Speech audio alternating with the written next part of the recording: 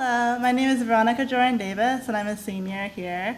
I double major in Near Eastern Studies and Public Health Studies. And my research is on relationships and intimacy in ancient Egypt, specifically on what we can tell about the nature of ancient relationships through the art and how it changed over time. I'm excited to do this project because it's the only type of its research in Egyptological history, so I'm starting new ground here, and I'm excited to add to the literature, and I hope to publish in the next coming weeks. So I'd like to start with this quote. I think it resonates with the theme of my topic. History doesn't repeat itself, but it rhymes. So a lot of the Egyptian that I'll talk about today are much like us. They had crushes, they had lovers, they had mothers and fathers and friends that they cared about. So for my research, I used my Woodrow Wilson funds to go to Europe and see the collections at many Egyptian museums there. While I was abroad, I also took the opportunity to interview several Egyptologists, Dr. Baines, Dr. Grimm, Dr. Holtzel, and Dr. Basilica, all of whom were very helpful in formulating my thesis.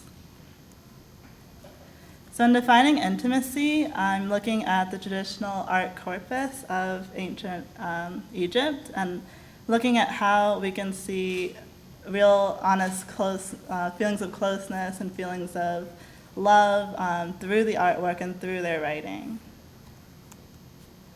So I think this will become clear as I go through the next few slides. But this is an example of the traditional Egyptian statue. It's been attested since the very early dynasties of ancient Egypt, and it's the wife with her hand around her husband in a supportive gesture. Some Egyptologists have said that this was a sign of subordinacy on the part of the wife, but I disagree with that formulation, as you'll see in our next slides.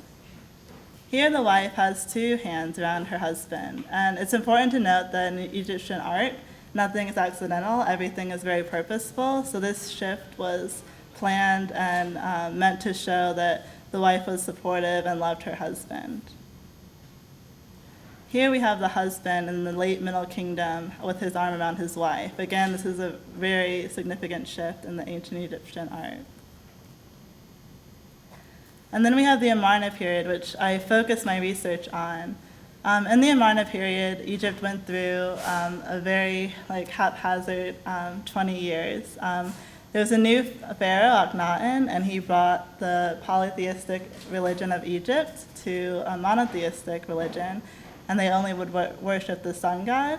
And because religion and politics were so tied in together in ancient Egypt, this also changed the politics. And he wanted to show a new form of artwork to demonstrate this new change in his religion and politic. So this is the trademark image of my project. You can see the pharaoh, Akhenaten, holding his daughter, looking into her eyes, cradling her head. This is not seen before in ancient Egyptian history at all. So this is clearly an intimate gaze. We have the sun disk in the middle, their god. And I don't know if you can see it from there, but they're little Ankh figures reaching out toward each subject in the frame.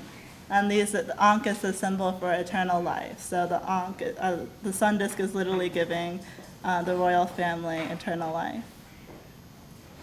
Here, I love this image. We don't see this at all in Egyptian history either. We have a child riding on his mother's back. And as far as I can tell through my years of research and going to Egypt and different museums, this is the first instance of this I can tell, and kind of points to the childhood in ancient Egypt.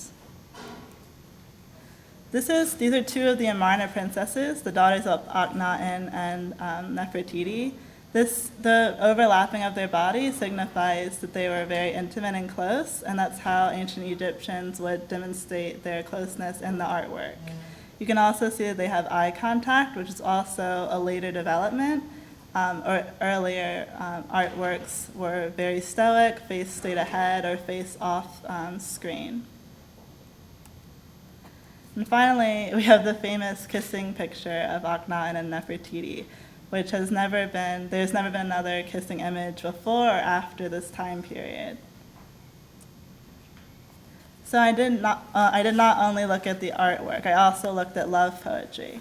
Love poetry was written by males, but often in the voice of a female. So these are the really private thoughts of these males, and they were often sung, it turns out. But it's really nice to see how they felt about different people in their own words. So I'll read them.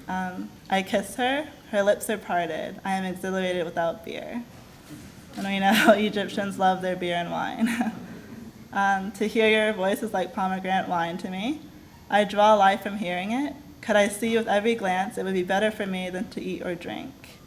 And there's a lot of other different poetry about a wife missing her dead husband and just feeling like she wants someone to touch her and understand her. There's writing from friends about feeling neglected by one another. So it's really interesting to see this daily life through the writing. And with that, I'll conclude. I'd like to thank my mentor, Dr. Betsy Bryan, who can't be here with us today. Also, my UPenn long-term mentor, Dr. David Silverman. And of course, Amy Cox and Dean David for supporting me throughout the last 4 years. And my parents who are here today, Dr. and Mrs. Jordan-Davis. Thank you.